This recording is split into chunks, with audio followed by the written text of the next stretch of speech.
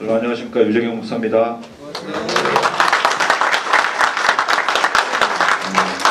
이렇게 수많은 남성들에게서 열화와 같은 박수를 받을 줄 몰랐는데요. 여성들에게 받는 것보다 훨씬 감격적이네요.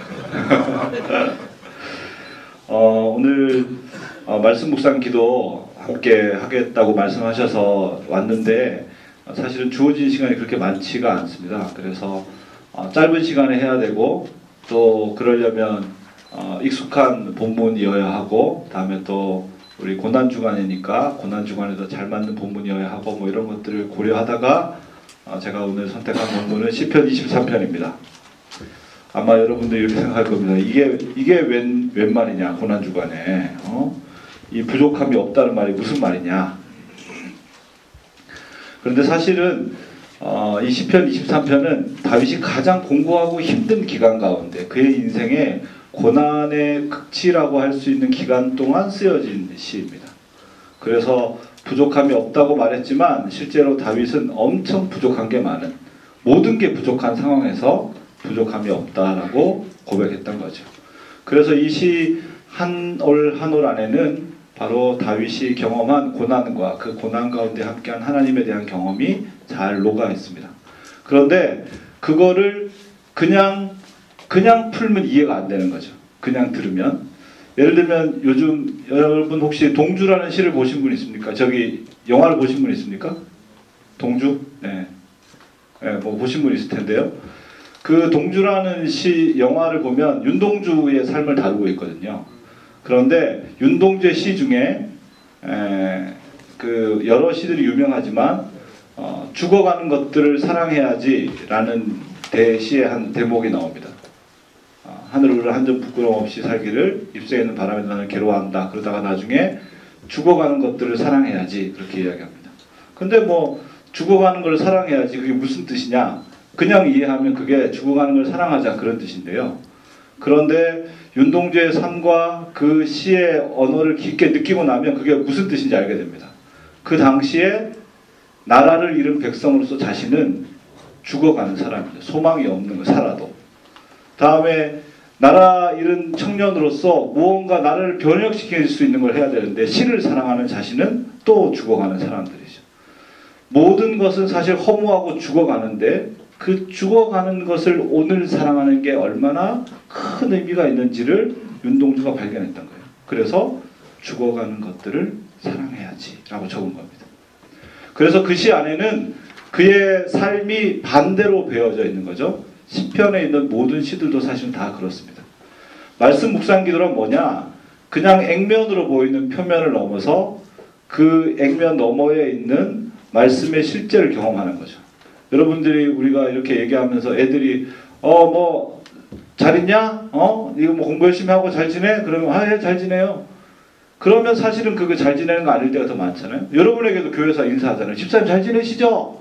집사님은 평안하죠? 그러면 뭐 거기서 뭐 제가 사실은 너무 힘든데 요즘 뭐 어려운 게 한두 가지, 그런 얘기를 어떻게 하겠어요? 배단위 광장에서 아이고 얘 잘 지내지요. 그리고 가죠. 그런데 그 표정 하나, 그때 스쳐 지나갔던 그 집사님이 그런 표정을 짓는 분이 아닌데 그때 잘 지낸다고 했는데 표정이 좀 이상했다. 그 톤이 좀 이상했다. 얼굴이 약간 그 창백해 보이더라. 얘기를 나누는 목소리가 약간 갈라져 보이더라. 그러면 나중에 집에 가서 집사님 진짜 잘 지내는 거 맞냐? 이렇게 물어보면 사실은 이럴 때도 많죠. 우리가 빠른 시간을 스쳐서 팍팍 지나가기 때문에 겉으로 보이는 것 말고는 잘 보기가 힘들죠. 그런데 속도를 늦추어 천천히 보는 겁니다. 천천히 보면 그 안에 살아있는 실제를 경험할 수 있는 거죠. 여러분도 집에 가서 아내들의 얼굴을 천천히 한번 보세요. 그냥 보면 맨날 그 얼굴이지만 집에 가서 자고 있는 아내를 새벽에 특별 새벽기도 가기 전에 이렇게 물끄러미 한번 보시면, 그러면 아내의 얼굴에 나와 살았던 인생의 희노애락이 다 담겨 있고 아내의 얼굴이 나에게 무언가를 말해주고 있을 겁니다. 처음 보는 여잔데 이런 건 아니고요. 말씀 묵상 기도란 그런 거죠. 스치면서 지나가면서 보던 삶을 멈추어서 천천히 오래 보는 겁니다. 여러분이 지금 제 말에 엄청 경청해 주시잖아요. 그죠? 그런데 여러분이 만나는 시간과 공간 안에 있는 사람들에게 여러분 자신을 얼마나 많이 내어주는지 한번 생각해 보십시오. 여러분이 지금 경청하신다는 것은 여러분의 시간과 의지를 저에게 주고 계신 거죠. 얼마나 값지고 위대한 것입니까? 그런데 우리가 사실은 만나는 사람들에게 다 그렇게 하는 게 아니에요. 그냥 뭐 슬쩍슬쩍. 여기 계신 분들 중에도 뭐 하는 얘기니까 이러고 지나시는 분들도 있을 수 있겠죠. 그래서 오늘 말씀 묵상 기도는 그렇게 스치며 지나갔던 시편 23편 너무나 잘 알고 노래도 많이 듣고 막 그렇지만 그 23편을 천천히 한 모습 한 모습 살펴보는 것, 그게 이 말씀 묵상 기도의 목적이 되겠습니다. 본문을 한번 볼 텐데요. 본문을 보기 전에 찬송을 오늘 하나 부를 텐데 이 찬송이 시편 23편을 아주 잘 묘사하고 있는 찬송이라서 저희가 한번 배워보려고 합니다. 한두 번 부르면 금방 다 따라 부르실 수 있을 텐데 제가 여러분과 함께 부르고 다음에 여러분이 따라서 부르시고 따라 부르기가 힘든 분은 계속 들으시고 들으시다가 흥얼흥얼 따라 하시고 그렇게 하시면 되겠습니다. 주의 손에 오늘도 내 영혼을 맡기나이다 찬양합니다.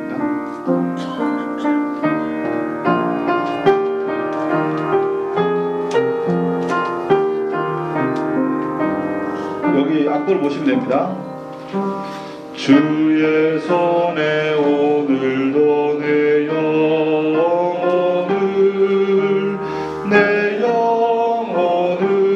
맡기나이다. 한 번 더. 주의 손에 오늘도 내 영혼을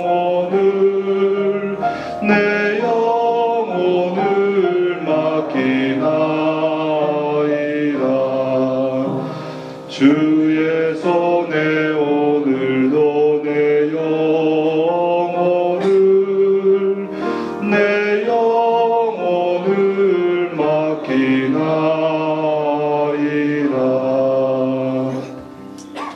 이 찬양이 떼제 공동체라고 프랑스 파리 떼제에서 지금도 계속되고 있는 개신교 목사회에서 시작된 초교파 수도 단체입니다.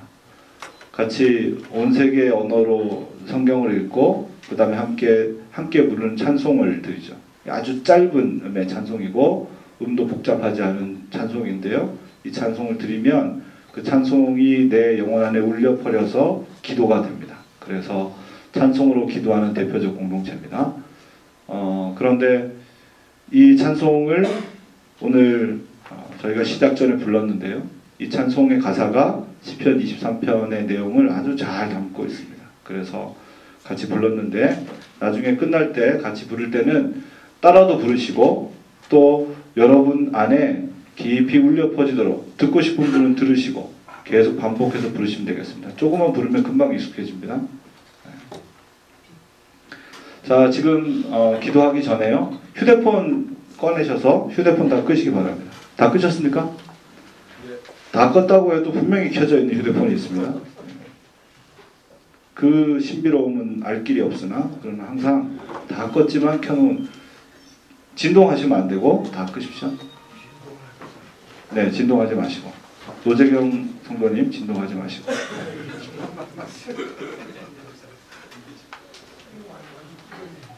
네. 자, 그러면 시편 23편인데요.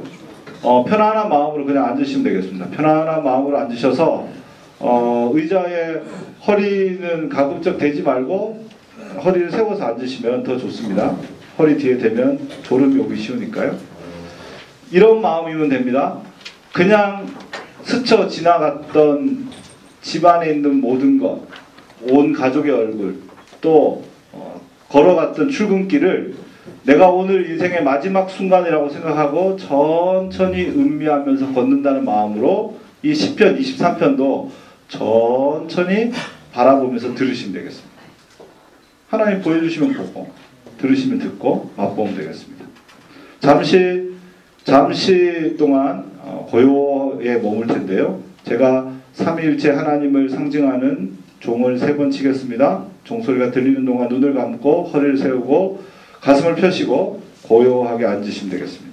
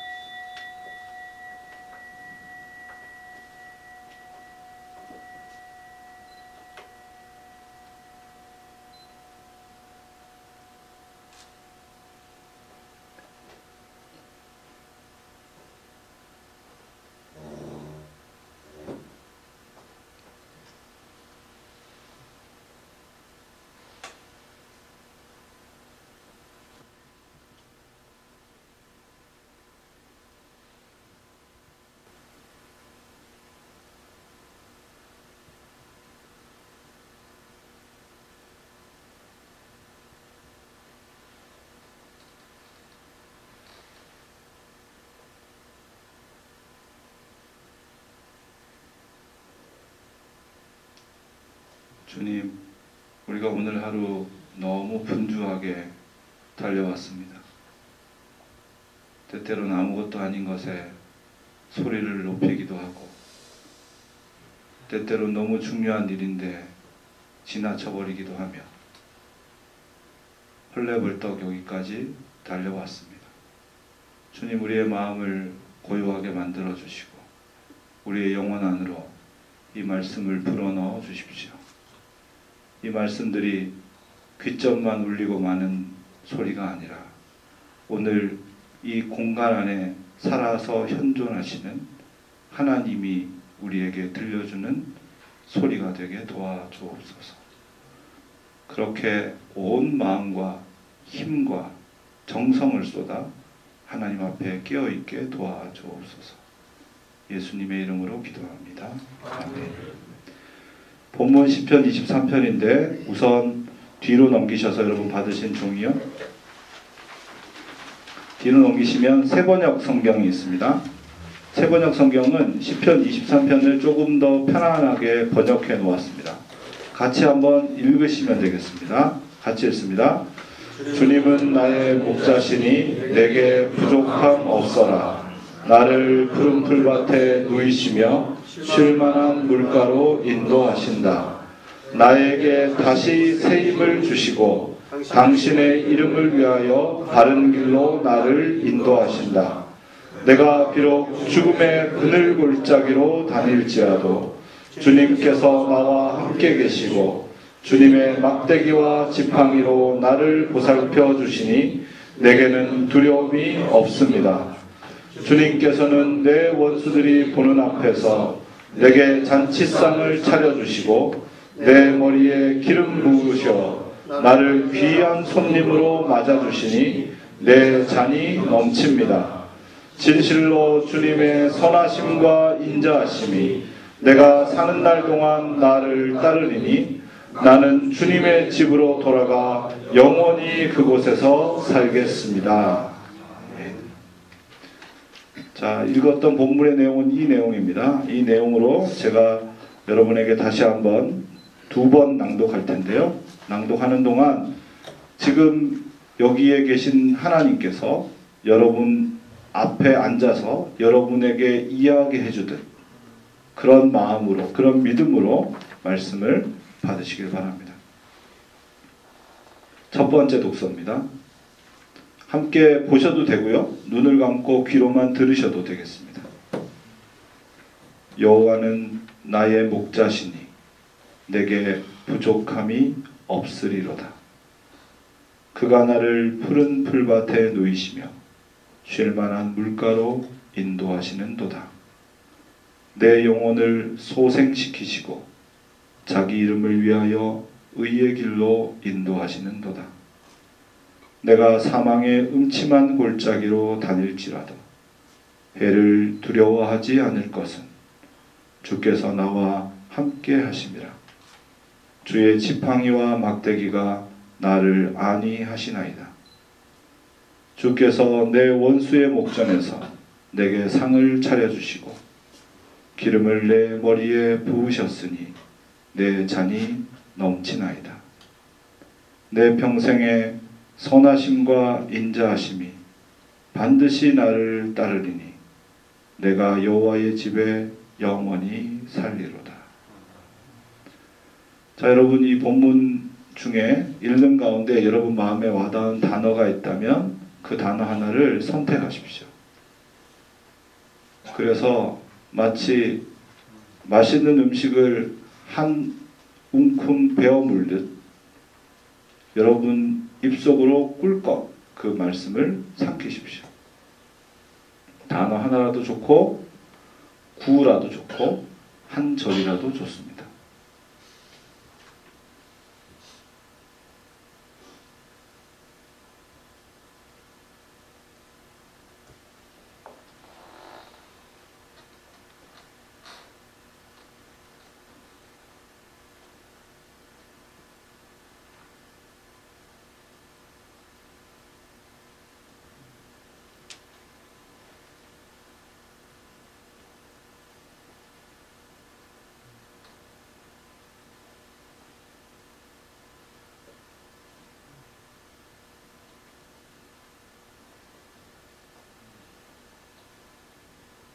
마지막 독서입니다.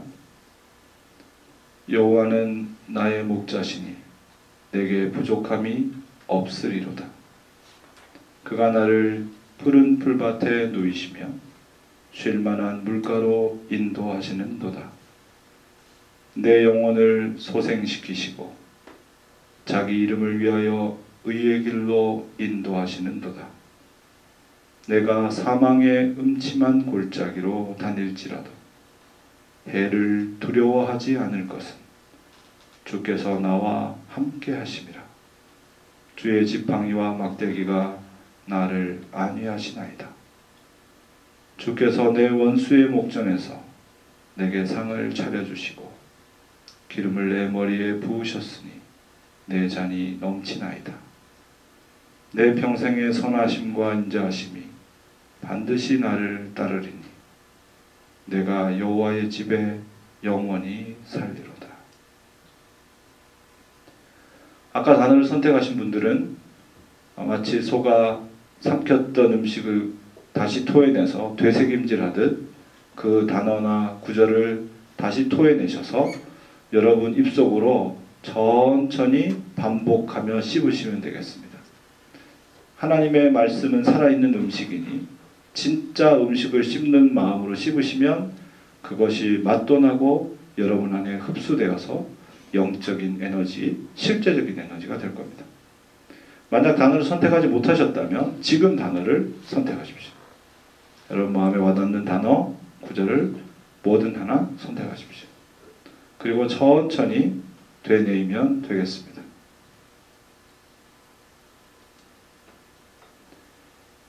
이제 의자에 허리를 기대지 마시고 가슴을 펴고 팔은 편안하게 얹으시고 무릎 위에 얹으시고요. 그렇게 앉으셔서 말씀을 천천히 되뇌입니다. 내가 되뇌이는 것이 아니라 되뇌이는 것이 주님이 나에게 반복적으로 말해주는 소리처럼 말입니다. 너무 놀란 아이에게 괜찮다, 괜찮다 말하는 부모의 음성처럼, 힘들어하는 아이에게 힘내라, 힘내라 응원하는 주님의 소리처럼 여러분에게 반복되어진 그 단어는 주님이 오늘 여러분 앞에 계속 말씀하신 단어입니다. 보통 소리 내면서 되뇌일 수도 있지만 오늘 여러분이 계시니까 입은 움직이셔도 되고요. 소리는 내쉬지 않고 천천히 되뇌이도록 하겠습니다. 온 힘을 다해서 함께 기도합니다. 불은 끄셔도 되겠습니다.